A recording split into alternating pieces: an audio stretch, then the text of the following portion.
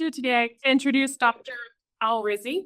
He is the Chief Technology Officer at the Robotics and AI Institute and our RI seminar speaker today. I have some information here for you about Dr. Al Rizzi. So he received his PhD from Yale University back in 1994, after which he had a postdoc at Michigan, and then he actually joined the CMU faculty here in 1996. So it was really nice to have one of our own back in town.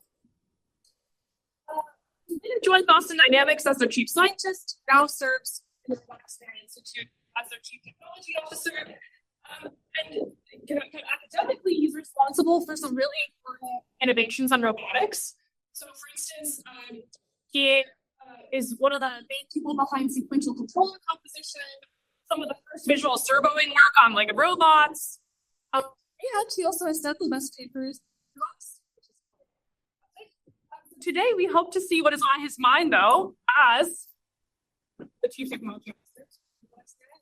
So thank you so much. Take it away. Thank you.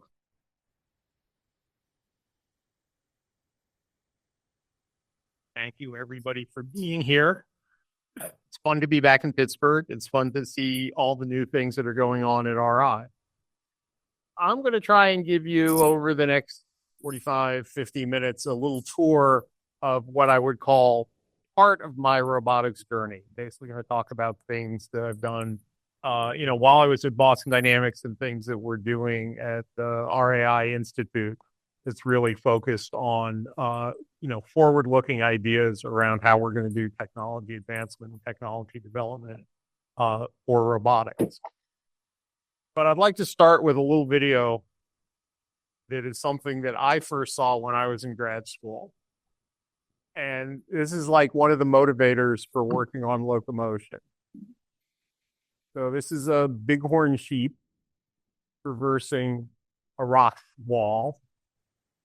This is a little more recent video. This is a cheetah running at a moderate speed of something like 30 miles an hour. People doing performance and locomotion over really complex terrain or performing complicated stunts. People maybe trying to hurt themselves. Nonetheless, being very impressive in their ability to navigate space, right? Using hands, using feet, using their own inertia to sort of modulate how they get across this terrain in a very unconventional way. Oh, wait. This happens to be Mark Rabert's grandson. Little kids, right, before they have very fancy language skills, can actually solve these same locomotion, planning, execution problems pretty adeptly. I think the way he deals with sort of the last little bit of this, where you notice he paused for a second to look where his foot was. How am I going to get this up? All of these capabilities are still, I want to say, orders of magnitude more than what we, the best minds in robotics, can actually make machines do. What do we need to do to actually make some progress on that? So I had the pleasure, after I left Carnegie Mellon, of spending about 17 years at Boston Dynamics.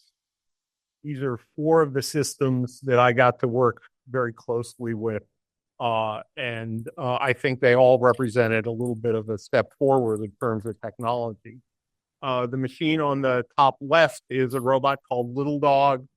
This was a robot that was used in a DARPA program that was basically focused on competition between academic performers to write locomotion software for robots. We at Boston Dynamics provided the robots. The cute thing is, in the fall of 2005, I helped write the Carnegie Mellon proposal to participate in this program. I found out we had actually been awarded to participate in that program, and I said, bye, I'm going to go to Boston Dynamics, work on the other side of the program. The machine on the top right is a robot we used to call Sandflea. And again, this was a DARPA program, but the idea was to build a machine that had a rather novel mobility capability, and that was the fact that it could actually leap something like 10 meters in the air. It did this through a little internal combustion process. But we built this very simple little cart, differential drive vehicle that could drive around. It could elevate itself to point itself, and then it could fire off this piston slash leg slash foot to go jump. And it could jump, a couple meters up to 10 meters, basically onto the roof of a second story building. And there were like 4 physics problems that lay at the core of how that machine worked. And we got to figure out how to integrate all 4 of those simultaneously. If you watch really closely, when it jumps up onto the roof of the building, you'll notice it starts to rotate one way while it's jumping, and then it changes which way it's rotating. How in the world do you do that while you're flying through the air? It actually uses its wheels as reaction gyros to store up to change the angular momentum of the body by spinning the wheels up, and it controls which way it lands, so it always lands flat. The machine on the bottom left is a robot we called Wildcat. This was a fast-running quadruped. In the end, that machine was running 20 miles an hour across parking lot kind of surfaces with reasonable maneuverability. Had a very big internal combustion engine in the middle of it that produced about 50 horsepower. And it was, a fully hydraulically actuated machine. So what you see at the very beginning of that video is you see a person actually holding a starter up to the machine to start the thing, and then he runs away very quickly. And then the video on the bottom right is actually our prototype for what turned into Spot, which is the last project I worked on at Boston Dynamics for a significant chunk of time, something like 7 or 8 years. And we were very excited when we built this machine, because we built it about the time we were finishing one of our large gas-powered projects for DARPA, building a quadruped robot. And we realized that we could build this smaller, lighter, quieter machine that actually outperformed the very big, high-power machines we had been building. And it changed the way we thought about sort of mechanism design, and also how we thought about the control on these machines.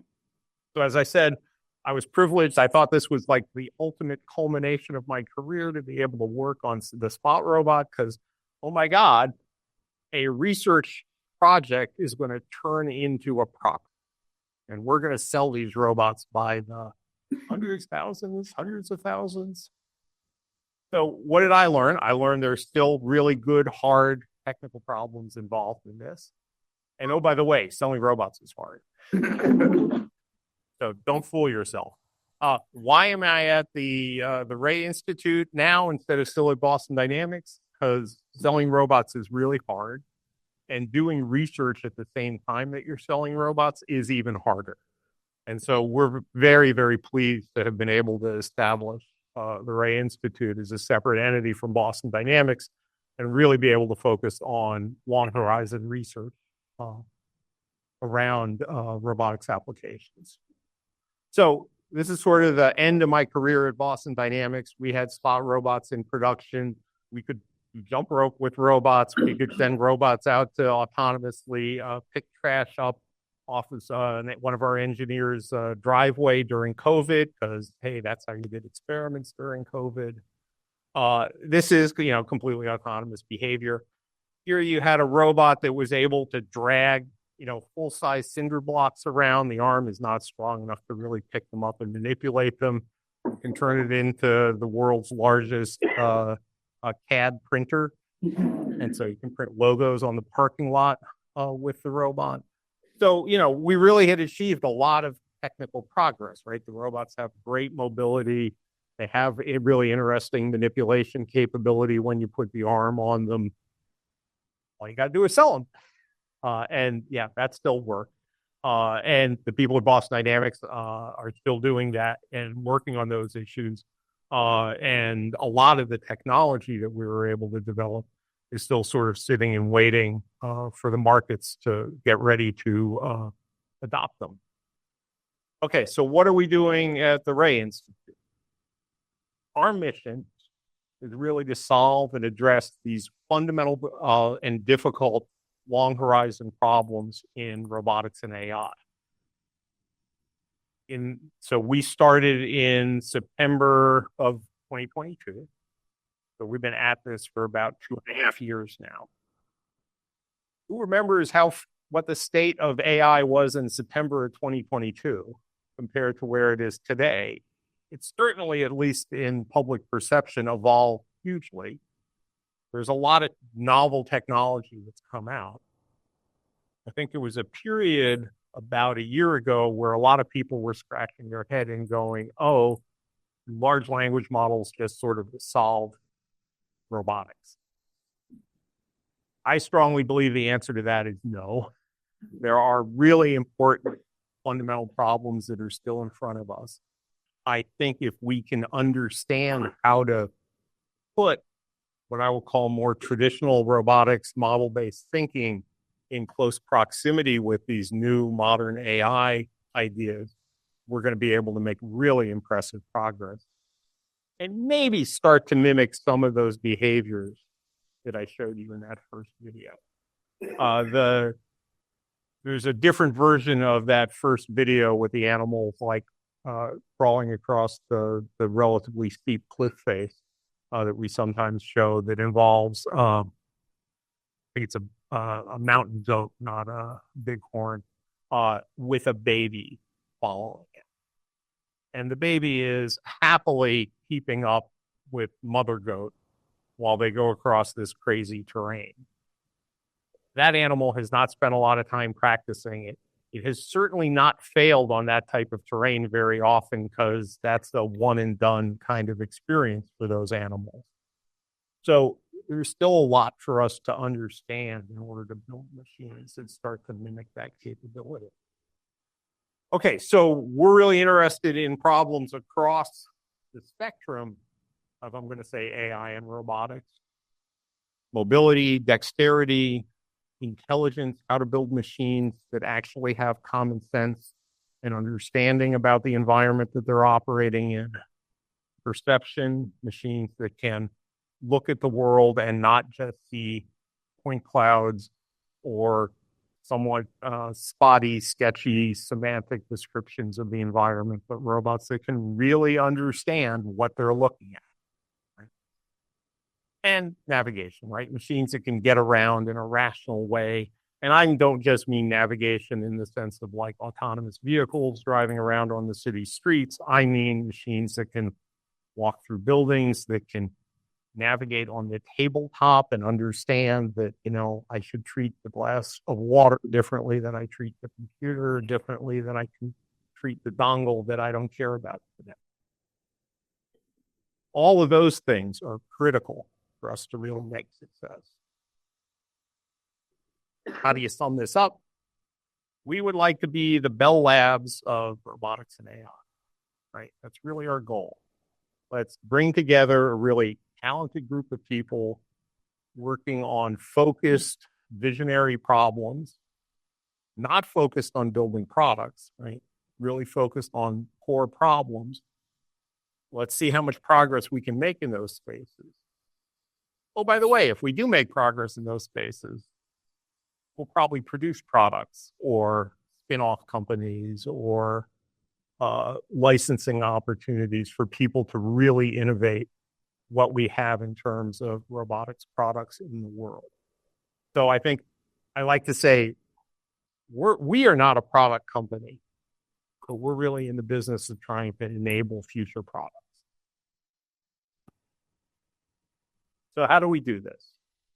We like to think of ourselves as sitting sort of halfway between the best academic organizations, like you folks here today, and the best corporate laboratories. Right? When we think about what you can do in a corporate lab, we think about having really strong teamwork, teams that are worked together for years, understand how to collaborate with one another, people who are experienced. No offense to all of you, but it's super hard to be a professor because what do you guys all do? You graduate.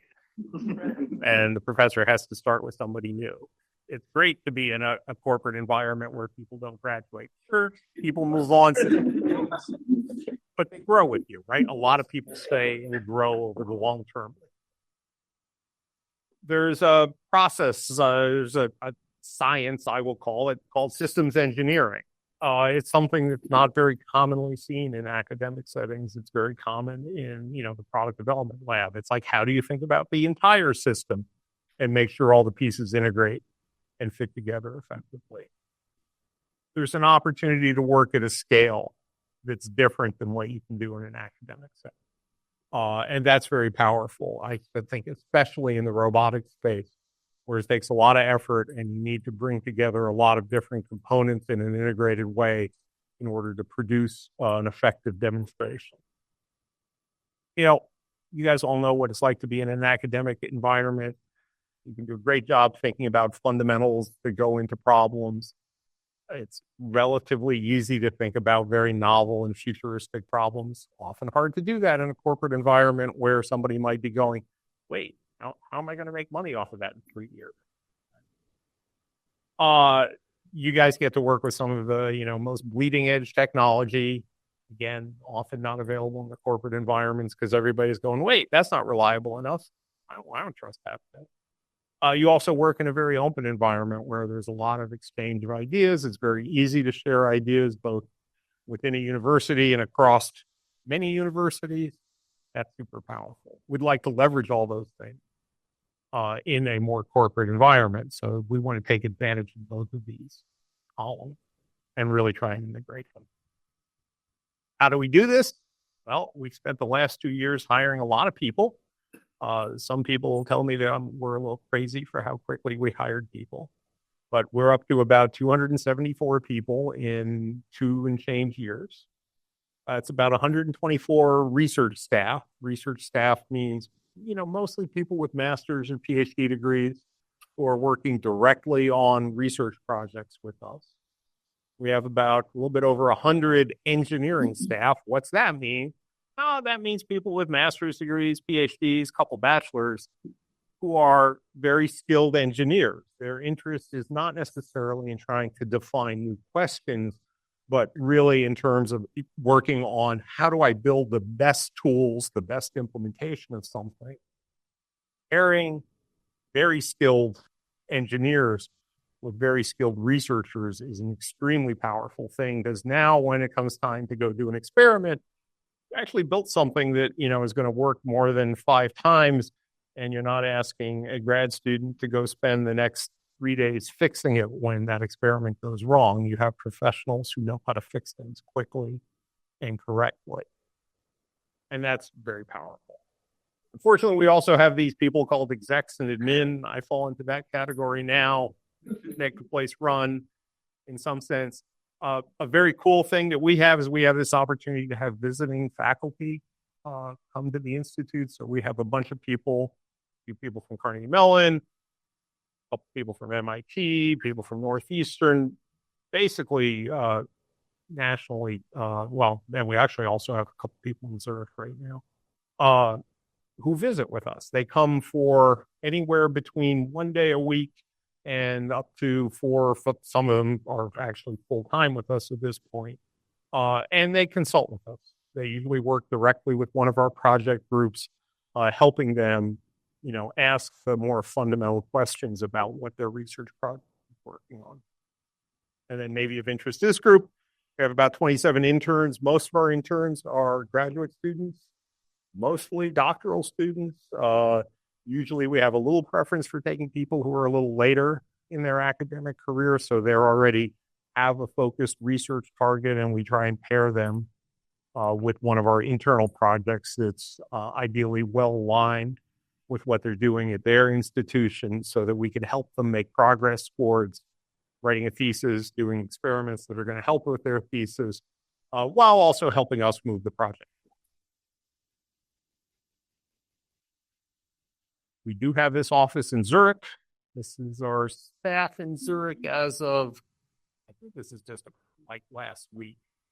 Marco Hutter, who some of you may know, who is faculty at ETH Zurich. He's currently 50% working for us and 50% fulfilling his academic obligations at ETH. So he directs the lab for us. And then we have a relatively experienced staff that we've been able to hire in Zurich from places like Disney Research, Microsoft Research, Google, It's really a great group of people. And they're already, making some really great progress. So we're very excited by that. As I said, we have a significant group of visiting faculty who work with us. This is just the picture book of who all those people are and where they're from. We've had relationships with some of these people for a few months. A few of them have been working with us for about 2 years. And the ones that don't have like a time commitment listed on them are actually working full time with us right now. So Stephanie, Rob, and Peter from Brown and Northeastern, they're full time with us at the moment. Kaushal Srinath, who's on sabbatical from Berkeley, is spending full time with us working on one of our projects. We have pretty nice lab space, so we're located on 4 floors of a building in Kendall Square in Cambridge. If you've ever been to MIT, we're about a block from the CSAIL building, down towards now where all the biotech companies are. We got about 16,000 square feet of lab space spread out across those 4 floors. Gives everybody a great opportunity to actually do some interesting work. Our focus is AI and robotics. And robotics means we need to actually build things. So a lot of that lab space is dedicated to, experimentation setups. So, standard arms, lots of mobile robots. We also have, light fabrication spaces available where our teams can actually put things together. The bottom right of that slide, that picture is actually 2 of our staff working with a bimanual torso that we've been able to build. The target there is building machines with very low reflected impedance, so machines that can actually touch the world the way people do, meaning that they don't break the world when they touch it, that they're able to have impacts and control impact forces effectively. It's a pretty cool culture. Like I said, 250 plus people. Almost all of our people are in the building at least 4, if not 5 days a week. It's a little funny. We're in the building that we're in is an 18-story building. It was built by Akamai. Does anybody know what Akamai is? Wow. Akamai has really faded in its importance in the world. Akamai were the people who made distributed data work for the web. They started about not quite 25 years ago. And Akamai was the company that made it so when you went to like the New York Times website to go read the news, it would show up on your phone quickly because they had figured out how to distribute data worldwide. Yet you went to one website and the data popped up for you quickly. It's a spin out of MIT. Anyway, they used to be scattered all over this part of Cambridge. And right before, about 2009, they decided they were going to build a headquarters building. And they secured some property. Took them about 10 years to get the building built. They took occupancy of the building in November of 2019. Probably all know what happened in March of 2020. They sent everybody home. 2022, sometime in the spring, they were like, hey, who wants to come back to our cool new building?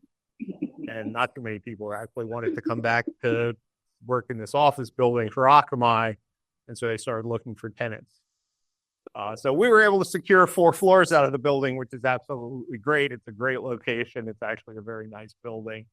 And on a typical day, I think we outnumber Akamai people in the building about 2 to 1. So we have on 4 floors about twice as many people as they have on about 14 floors. I think they've abandoned a couple floors then. Not only do we have people, we have robots. Right? If we're going to do this kind of research, it's super important to have robots. So we have 32 quadruped robots. 24 of those happen to be spots. For a while, I think we were Boston Dynamics' single largest customer. I think somebody surpassed us finally, which I'm very pleased by. We also have a couple animals. We have a couple of unitaries. We have a whole bunch of, traditional arms, mostly Francas, couple Kukas around, a couple other things. We also have our home-built arms that you saw a picture of before. We also have humanoid robots. We have a bunch of unitaries, so 6 unitaries scattered between Cambridge and Zurich. And then the very bottom line is exciting because we just announced maybe it was 2 weeks ago, that we started a collaboration with Boston Dynamics to work on the new version of Atlas, what we refer to as eAtlas. And so we have one group that's working very closely with them to basically do machine learning and reinforcement learning around behavior development for that robot. So that's very exciting. Oh, it's a modern world. We need lots of computing resources. So if we're going to pursue this kind of research, it does matter. We have a scattering of resources ranging from things we have on-prem in the building to things we have down the street that are low latency available to us, to lots of cloud resources. All told, we have about 350 GPUs that are available for our staff. And they're getting used quite well. We're obviously not likely to compete in the near term with the likes of Google or Meta on the amount of compute, but we think we're sort of targeting a balanced view of this where we can do the kind of refinement training we need to do on reasonably sized models in order to push the robotics challenges forward. And this is something that will continue to grow and scale on an annual basis as we go forward. Okay, technically, what are we doing? We have 2 problems that we see as really being key. Well, one problem, I want to build machines that are more intelligent, right? I sort of described that at the beginning. How do we do that? We think there are these 2 sub-problems. One is like making the machines more cognitively capable, able to better think about the world that they're operating in and what their operations are going to do to that world, and then making the machines more athletically intelligent. What in the world is that? What is athletic intelligence? Athletic intelligence really means let's build machines that are capable and designed in a way that they are innately able to do tasks, right? So this means for a running machine, let's make it light enough but strong enough. For a machine that's going to do manipulation, let's get the impedance of the part of the machine that's going to touch the world to match the world it's going to touch so that it can make contact and do things meaningfully. If I build a traditional, very stiff robot arm and I go ask it to go touch this surface that it doesn't precisely know where it is, it's going to do a very bad job. It either comes up short or it decides to go a little bit too far and then it breaks the pig. Both are bad, right? I'm super good at this. I can do this all day without looking. Where in the world is the tabletop, right? Because the impedance of my arm and my fingers is such that it passively does the right thing when I make contact. So that's a flavor of athletic intelligence. You've seen plenty of videos of Boston Dynamics robots dancing, doing, elegant things. That's also a form of athletic intelligence. It's a little more complicated in terms of how it's tied up between machine capability and software that's running on those machines. Okay, so I'm going to go through a couple of the projects that we're working on and try and give you a sort of brief overview of how they're structured and what their goals are.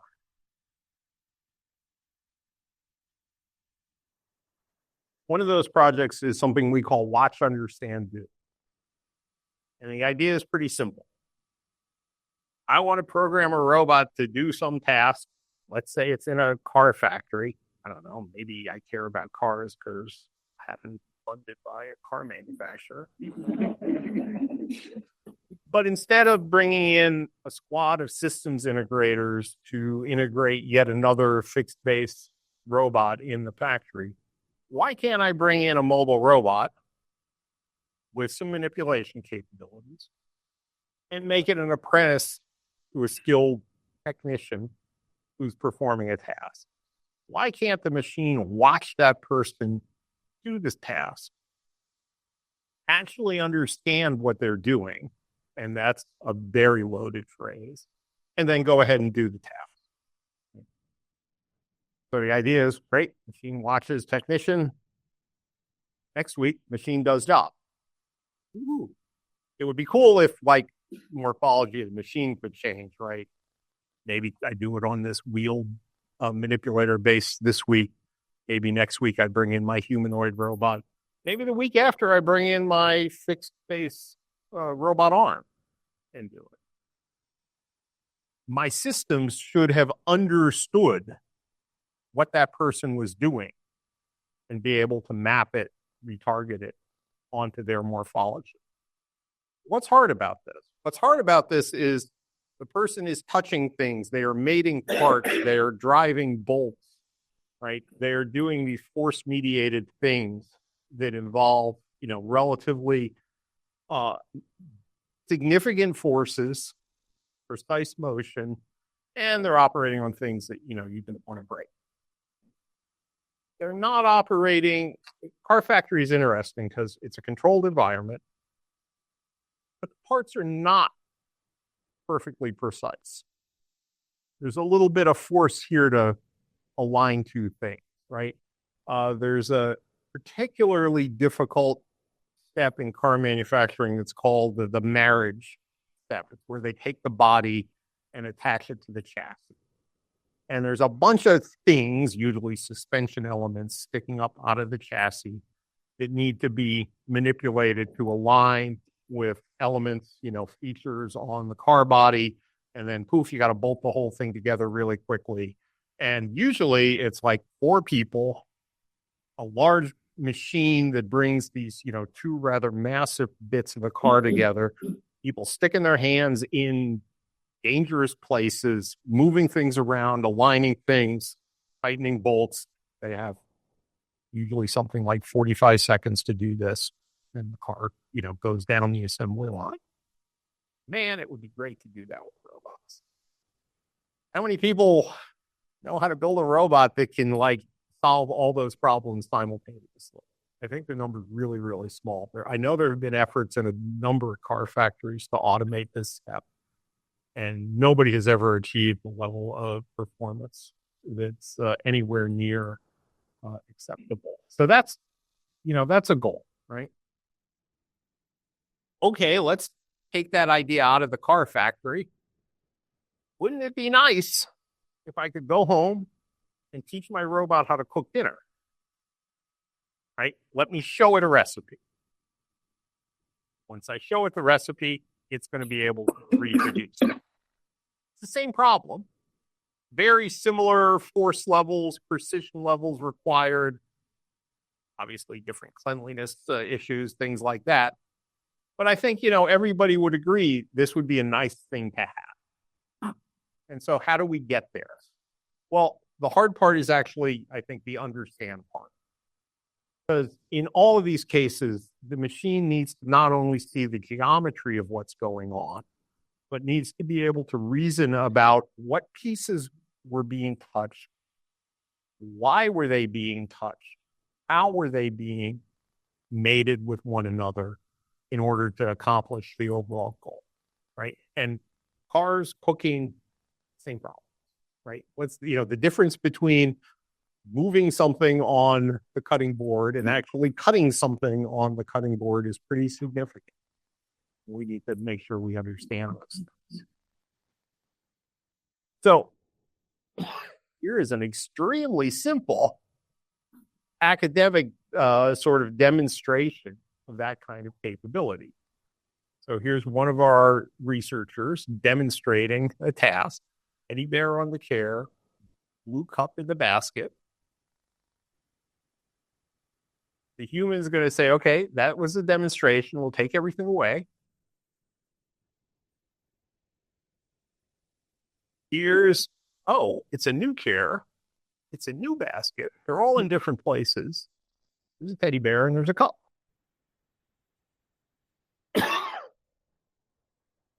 machine has to go think about it for a little while. But once the machine thinks about it, now we'll let the person sort of drive the robot around so it sees everything rather than makes the robot search. But now robot is totally autonomous. Robot picks up the teddy bear, not the most elegantly. Robot put the teddy bear on the chair, again, not quite as elegantly as the person. And the robot put the different cup in the different basket. So this system, right, just from that one demonstration, figured out something about what were the salient objects in the environment and what were the relationships it was supposed to achieve with that. Not quite driving bolts yet. But hey, this system is starting to get to the point of capturing some of those ideas and being able to reproduce them. So this is the kind of stuff that we're doing. What will we ultimately, you'll notice a bicycle behind the scene here. What's our goal? We're not quite ready to do car assembly, but we would like to do bicycle repair. Like take a wheel, release a quick release, take a wheel off, put a wheel back on, tighten up a quick release. Different project we have is called UMV.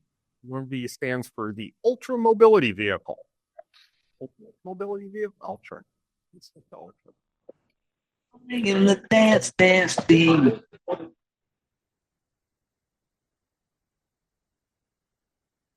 Yeah. Blind People look cool. So there's a sport called trial bike. This is sort of a style that people participate in. So they challenge, sight unseen. Let's not divide a bunch of these are the street obstacles. What do you see going on? You only see things their body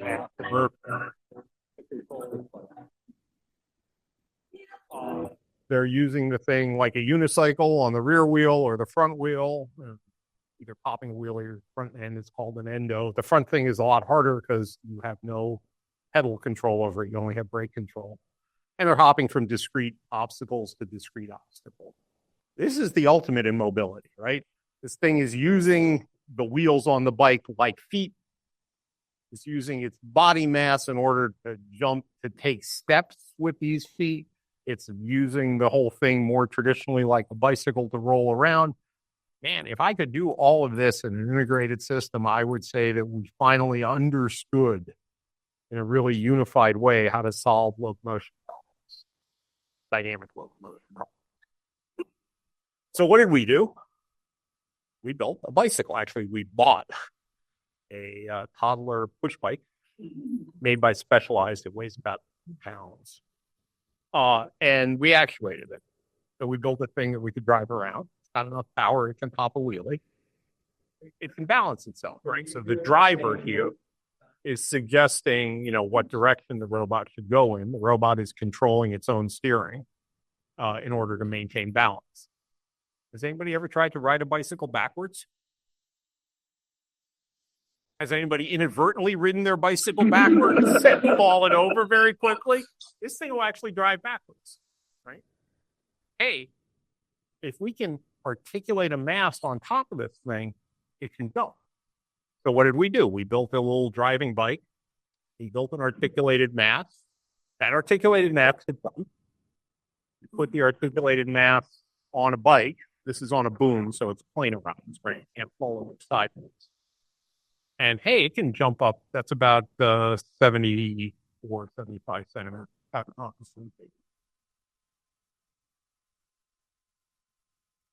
Hey, we can put all that together. So here's that balancing behavior on the bike, along with that articulated mass.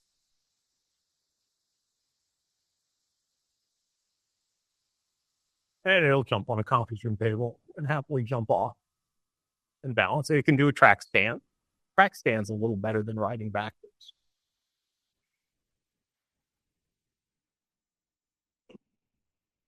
So if you watch the slow-mo really carefully, there's a lot of things going on. This is not like we solved some dynamic path planning problem and then went, oh yeah, this is the future of this is front flips, right? So the goal is to come off of the conference room table and do a front flip on your way down because, hey, why not? So how do we get here, right? We spent a fair bit of time building some like traditional model-based controllers, got the thing to work, convinced ourselves that this was possible, did a fair bit of engineering work to get something that was reliable enough, capable enough, had enough power, had enough torque, didn't break every time it jumped. And then we did a huge amount of simulation work, actually. And we started to do some RL training of control policy. So the policy that actually let the bicycle drive backwards and do the track stand is actually an RL trained policy done purely in simulation. We have a model of this thing that's good enough, very low cost sim to real transition because of skill of our staff and quality of the simulation model that we have. And we can now do all those types of things. Better yet, I don't know, better yet, orthogonally, we can go take the thing outside on a trail it's never seen before. This machine has a little bit of perception on it, so it's got a LiDAR that it's using to, basically solve an odometry / slam problem. But it's really not looking at the terrain. They don't know no terrain sensitive on this. So everything you see it doing, like going over those little pavers, that's fairly reactive balance coming out of this RL train policy in simulation. And then ported to the real machine and sort of fingers crossed that we were going to be close enough to the training experiences that it was going to do well outside. This is kind of cool. Robot more durable, better balanced, camera on tripod. This is just interesting because I'm a dog person. Always, at Boston Dynamics and as the Institute, we really like to take our machines outside. Regularly go to parties and the like. We frequently encounter dogs. There are many videos on YouTube of dogs interacting with like spot robots. This is the first one interacting with UMD. Very well behaved dogs. So how do we use like modern machine learning techniques, reinforcement learning techniques to really solve these like universal mobility problems? How do we not just solve them once? How do we solve them in a way that our solutions are going to be durable and generalizable to other types of platforms? So it's super cool that we can use RL to make these things work. The real problem is, can we understand what the RL thing figured out so that when I build the next system, it doesn't take me as long to train it, or I understand how to initialize whatever training we're going to do with what I'm going to call knowledge that we were able to extract from whatever we did previously. Another big focus for us is on dexterity and manipulation. Well, let's just put it all together and call it dexterous mobile manipulation. If I want to build that car assembly robot, I really need to have a level of fine dexterity that's well beyond what we have currently. So, there are a large number of applications for this: household applications, industrial, the cooking story, machine repair, again, both industrially and in home environments. I think everybody wants a car washing robot. So those are some of the areas that we're trying to address there. This is, again, really the intersection of machine design, mechanism design, and how do we build modern behavior. The other area we're really interested in, obviously, is related to machine learning techniques for more complex platforms, in particular humanoids. So we have a project we refer to internally as HALO, really about humanoid athleticism through learning and optimization. So we're motivated by some of the work that came out of Marco Hutter's lab at ETH Zurich. This is their work using an animal robot to scramble over, a set of boxes that are, I think that was about 8 centimeters. This is very impressive. Watch closely. The robot is using a bunch of affordances on its body and on the box that are not what traditionally thought to do. So it's a little move where it hooks its on the top of the box. That really blew us away. We're like, oh, RL figured that out. There's a very famous, the original Big Dog Robot video where it slips on the ice, makes contact with the knees about 3 or 4 times before it recovers. That robot had no idea it had. None of that was intentional, right? That was dumb luck. This was intentional. And that's super interesting to us that we think that's within reach. We're using those ideas to try to improve what we can do. So here's one example of that. So in collaboration with Boston Dynamics, we helped them develop and release an API for the Spot robots that basically allows relatively low-level joint control access for researchers. So we use that interface, and again, reinforcement learning, training, and simulation to produce the behavior you're seeing here. The normal Spot robot, although it's running at about 5.2 meters per second. That's about 3 times faster than Boston Dynamics will sort of let the robot go out of the box. No cheats on like the power system in the robot. It's just a better running strategy. Granted, it only really is meant for flat terrain. We're using those same ideas to go look at whole body manipulation with humanoid robots. A very close line between whole body manipulation and very difficult terrain negotiation. So here's a set of difficult terrains that, in this case, it's a unitary model. No cheats on torque capability in the robot. So this is something that we actually think the unitary robot is probably capable of. And we're going to try and make that happen. Here's a unitary robot. So to me, that's about the best humanoid walking I've seen in about, and same techniques used on a jogging beat. What's the technique? It's a reinforcement learning technique, but it takes advantage of some human motion capture to produce a cost function that's better for that robot and really enforces a style constraint on how it looks. And we think that plays a really key role in making these systems more capable. As part of our collaboration with Boston Dynamics, we're of course doing the same thing with this one shot some interesting behavior. The thing to keep in mind is the robot was given one goal, which is get through this door. And, we're really relying on the RL tools and basically doing search through simulation to find an answer for that. Same thing, using this same low-level interface to Spot, I can make it Spot that walks on 3 legs. I can walk on 3 legs. I can use that foot leg like a heel.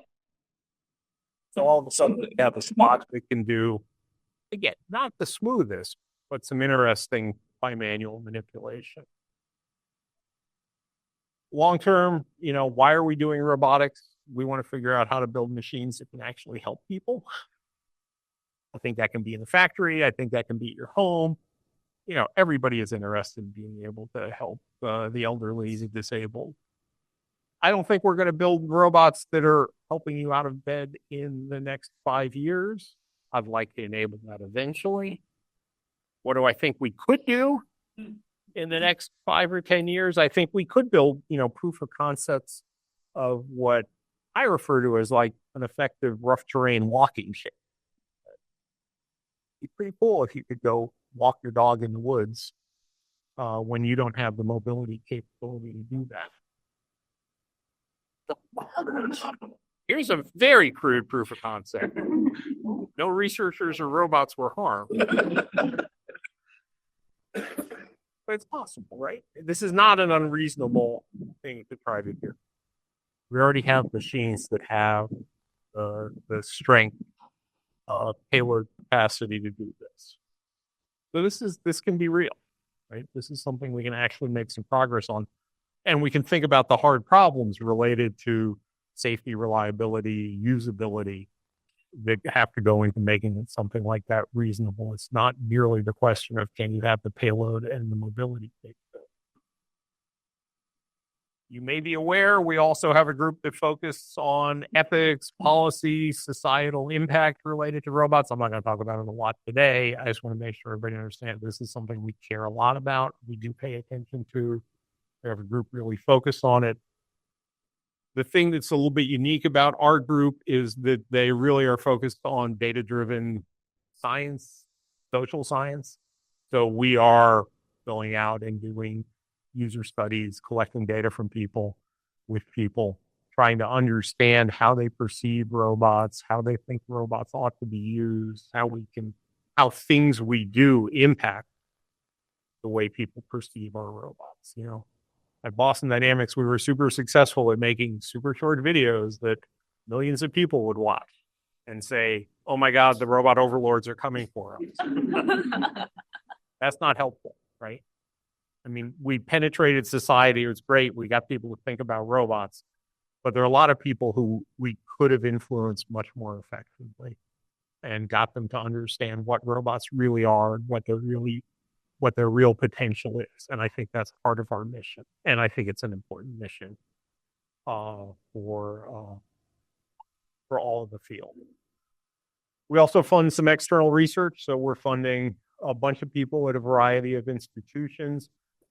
I was hoping I could put a Carnegie Mellon line on here today, but you know, Carnegie Mellon Legal is still giving us group. So we have some, you know, money going out to a bunch of different groups. Thank you. I'm going to stop there.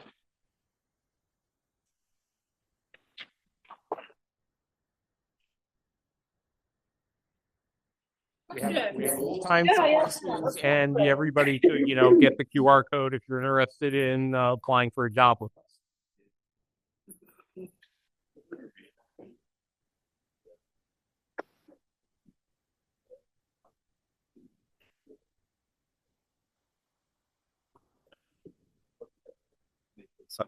This idea for. Right. So there are two things we really look at when we think about pursuing a research project. One is there a problem? Is there a challenge, a technical element to this problem that's worth working on? Where if we make some progress here, then, you know, we're going to have some lasting impact on the field. The second one is there a way for us to show it in a way that is compelling and easy to understand? So when we talk about that, we often drive our projects by thinking about what the demonstration application should be, independent of whatever technology we're going to pursue. Once we identify that, we'll then talk about, well, what is the technology we really need to focus on to make that possible, and then try and make that happen. And the idea is to make sure that the things we work on are going to be translatable to society at large, not just the robotics experts. And project, are you guys making use of foundation models? Yes. Everywhere. There are hard problems on the perception side, and in particular interpreting where human attention is. So we're using some well-established foundation-ish models out of the perception side of things. And then in terms of execution, we have our own internal effort that's focused on developing some foundation models around sort of tabletop hand scale manipulation tasks, and we're trying to leverage that. We're trying not to make the two projects critically dependent on one another, but they're trying to work in parallel and inform one another so that once we do get to a level of maturity with both ideas, we can hopefully bring them together. So amazing stuff. What is like the biggest like bottleneck or constraint that these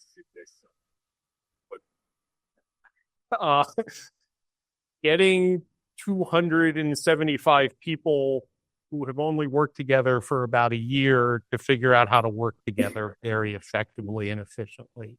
I keep reminding Raybert that we were spoiled because at Boston Dynamics, we used to grow about 5-10 people a year. And that's how we got to the size where I think we were most effective.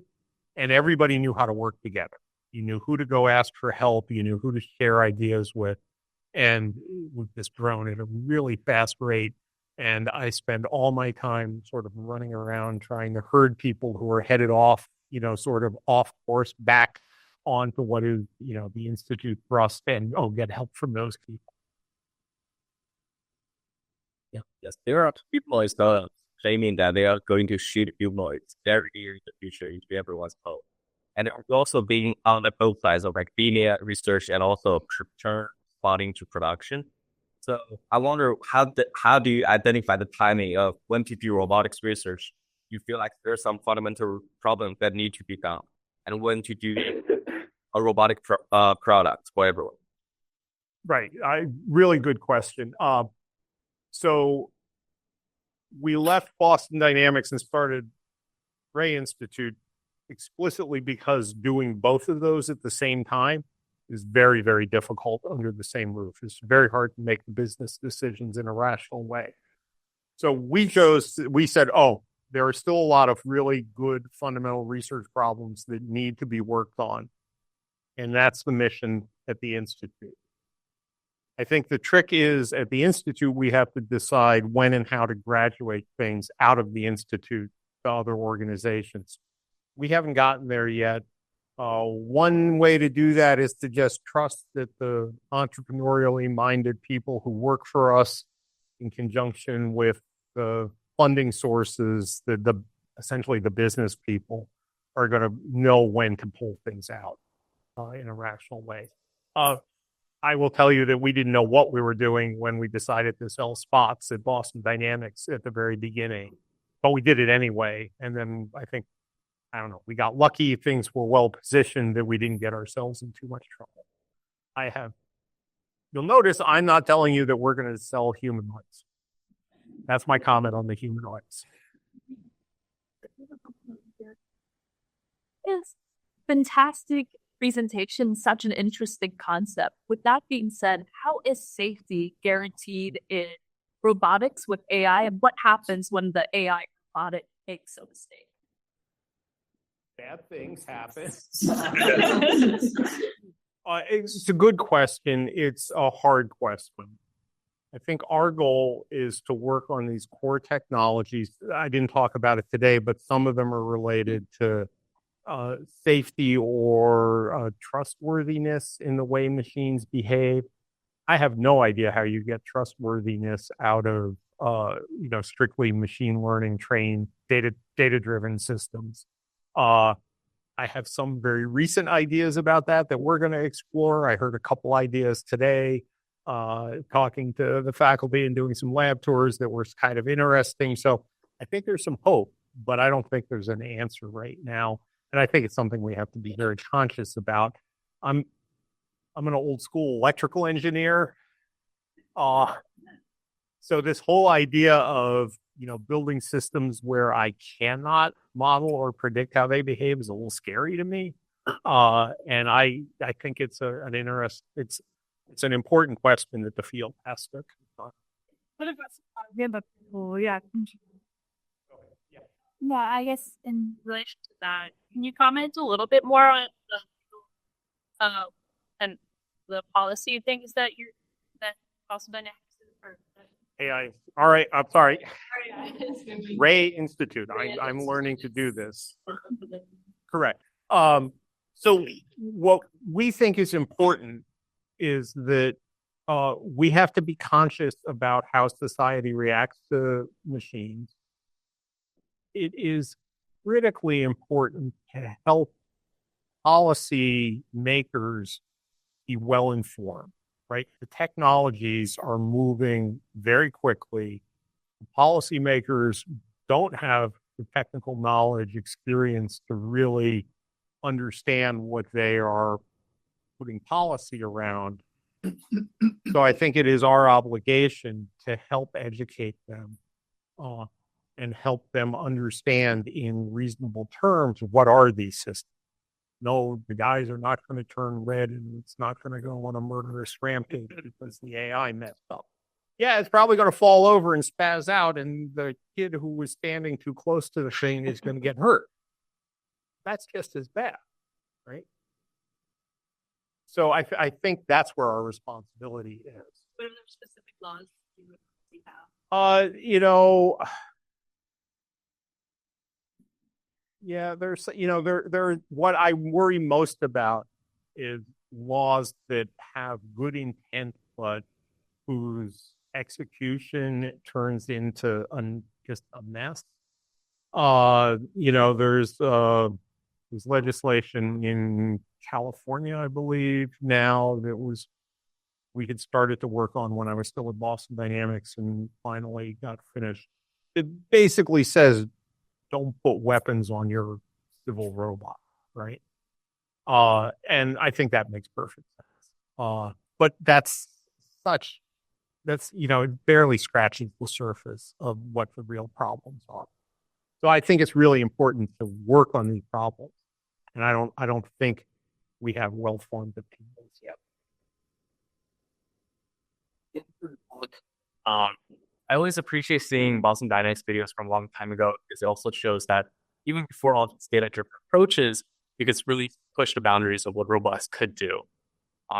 Because you've been in this field for such a long time, I'm curious to hear your insight about when to lean towards more of the data-driven approaches because we have human demonstrations and we can fine-tune RL. But when can we go back to some of these very classical methods? How do you balance the two? Yeah, that's a really hard question. I think given the novelty of a lot of the data-driven techniques being able to produce good results, I think this is an evolving question. Right now, I think it's an intuition challenge for systems designers. Again, I'm an old school electrical engineer, so I want a piece of math I can write down that says, oh, here's the decision surface where you should use the data-driven techniques versus model-based techniques, but I don't think we have that yet. And so I do think there's some interesting research questions around that. There's sort of meta questions above what most people are doing right now. Probably only have time for one or two more. Yeah, so you just had a conversation earlier about showing videos of what works, but also at the same time show videos about what actually doesn't work and what does. I didn't show you any of those today. Yeah, so I was wondering which in the bike scenario, what actually doesn't work. What is the things that do have these assumptions around that it could make this work. So the bike stuff is all RL trained. Somebody goofed on some meta parameter in the RL training thing, and you go put it on the real machine, and the machine immediately spazzes out and falls over. Usually breaks something. They're really boring videos. The problem with those videos today, historically, the failure videos were really valuable because you did failure analysis on them. You figured out what went wrong. The ones today that come out of these data-driven techniques don't help you a lot in terms of figuring out what you did wrong. And so we're still figuring out how to debug those systems reliably. Yeah. In Boston Dynamics days, the robot really didn't have conception of its environment. So flying in the ground wasn't such a concern as we move more towards the data-driven, but the bike example where the humans are leveraging the kind of flexibility of the tire. Are we going to be able to even model those sorts of contact behaviors? You can certainly model them. I think the question is, can you predict them as well as a person predicts what the behavior of that piece of terrain, right? I'm on my mountain bike.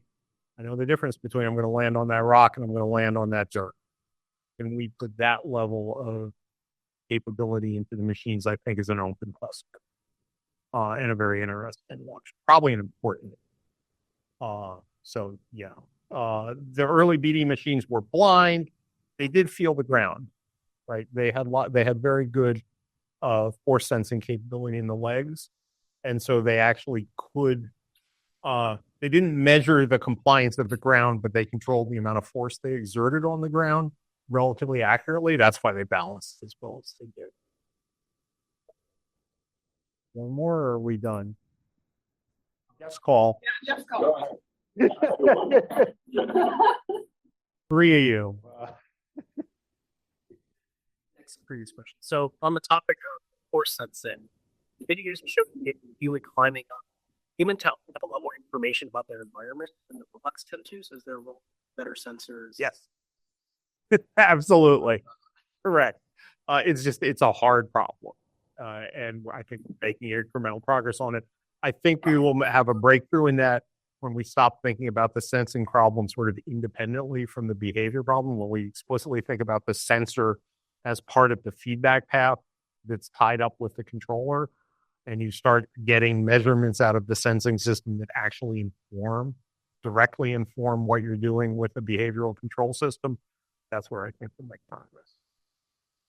One of you two. You guys have to shoot it out. Thank you for the brief talk. I know this is not like the very impressive result with locomotion. This is the same software or technical stack will transfer to like Korea and German manipulations and what is expected another and like perception of cognition. So you try to like apply the same thing. My goal at the Institute is for us to make as much progress as we made in locomotion at Boston Dynamics in manipulation. I very much want that statement to be true. I don't have any videos to demonstrate that we've made any progress there yet. It's turned out to be a little more challenging at the start than I think we had hoped, but I'm still very optimistic that a lot of the core ideas that enable locomotion to advance as far and as quickly as it did will also apply in the manipulative space. All right. All right, let's get Al on the line. Thank you.